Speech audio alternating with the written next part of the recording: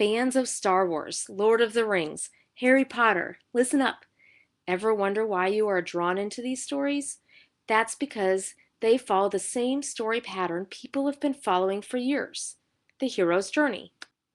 The archetypal or typical hero appears in all religions, mythologies, and stories of the world. As theorized by Carl Jung and Joseph Campbell, the developers of the idea behind the archetype, which we'll get to more later, he or she is an expression of our personal unconscious, meaning past memories and urges, and also our collective unconscious, the part of the unconscious mind common to all humans. They also believe that all archetypal heroes share certain characteristics. That is, there is a reoccurring pattern to each hero. This fact has only come to light this century after people like Joseph Campbell began comparing mythologies of the world. Now, heroes are constructions. That is, they are not real. All societies have similar hero stories, not because they coincidentally made them up on their own, but because heroes express a deep psychological aspect of human existence. They can be seen as a metaphor for the human search of self-knowledge. In other words, the hero shows us the path to our own consciousness through his or her actions. Now, back to what an archetype is. You will be hearing that word quite a bit as we study The Hobbit, so you will want to be familiarized with it. An archetype is a recurring pattern of images, situations, or symbols found in the mythology, religion, art, and literature from cultures around the world. Archetypes tend to transcend or to surpass or exceed time and culture, so they stick around for quite some time. It's not just specific to a certain time period. For this unit, we will be focusing on the hero's journey and the stages of this particular archetype. The first stage of the hero's journey is unusual birth. A hero's birth will always have an unusual aspect to it. Many heroes are born to royalty or are in danger at birth. Either way, they are marked by these circumstances as different and destined for greatness. Remember the beginning of The Lion King? Simba's birth is being celebrated. The unusual aspect of his birth is his royal status. His father, Mufasa, is the king of the jungle. Moses, in the Bible, wasn't born into royalty like Simba, but he grew up in the Pharaoh's household. Ramses II had decreed that all Hebrew males, babies, under age 2 be killed.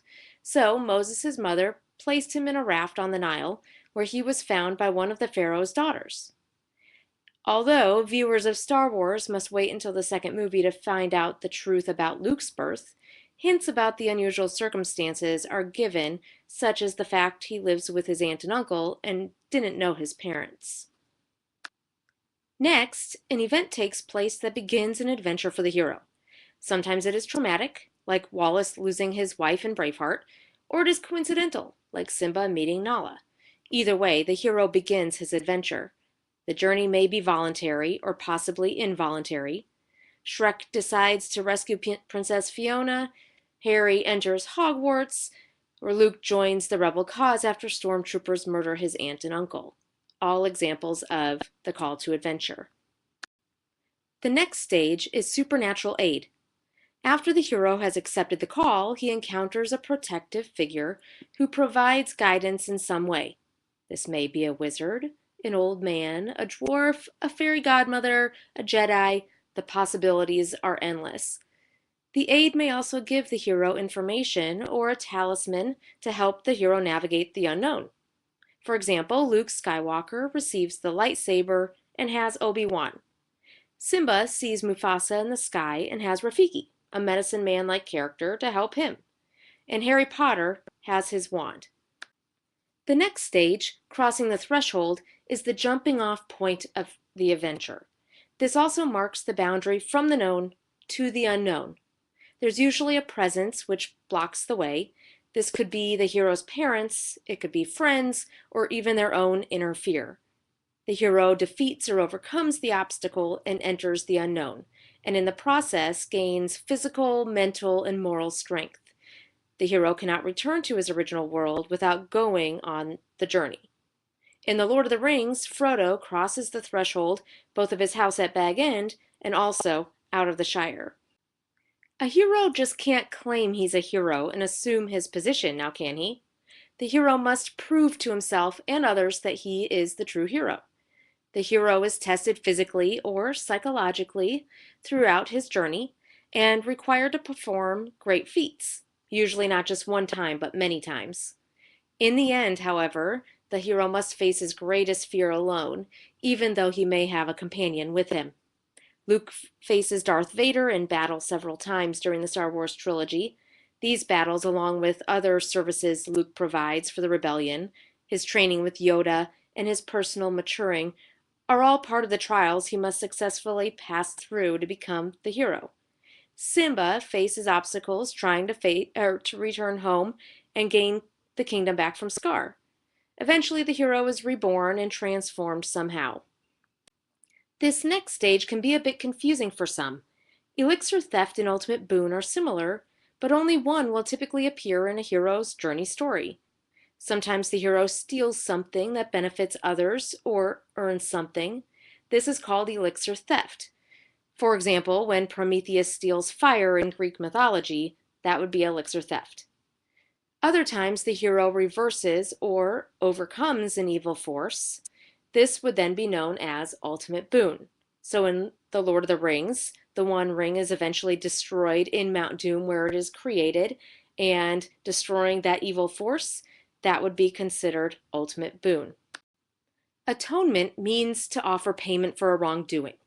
During this stage, the hero redeems past wrongs, evil deeds, or gains recognition. This is the stepping stone that helps the hero take his or her rightful place as leader in the society. In The Lion King, the spirit of Mufasa, Simba's father, tells Simba to be as strong and assume his place on the throne. Simba, who has been reluctant up to this point to return to his kingdom, realizes he has little choice but to avenge his father's murder. Luke's ultimate quest is rescuing his father from the evil of the dark side. Luke consoles his dying father after he saves Luke and atones for his own past by killing the Emperor, the leader of the Empire. Luke chooses to be good, the opposite of what his father chose, and therefore atones for his father's sins. Because of the new knowledge, the hero may not want to return home.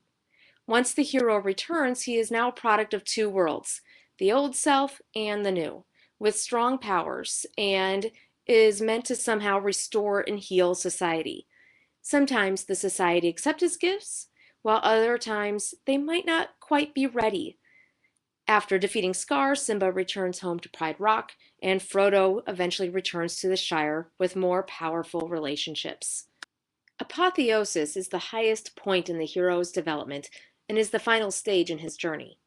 At this point, they are capable of doing things which their old self could not. The hero is rewarded at the end of his life, oftentimes spiritually. Normally, the hero achieves a life in bliss, often in a place with other heroes. Examples differ widely at this point. There's no indication of what happens to Simba, but we can infer from the appearance of his father's spirit that perhaps immortality awaits him. Here you can see Obi-Wan, Yoda, and Anakin Skywalker in spirit form. They all were Jedi Knights and are now rewarded spiritually for being on the good side of the Force, implying that a Jedi, like Luke, will be rewarded when his body dies. The version of the hero's journey archetype that I covered is just one of many versions out there. Feel free to investigate other models at your leisure. However, the stages presented to you here will be the stages tracked during our novel study of The Hobbit.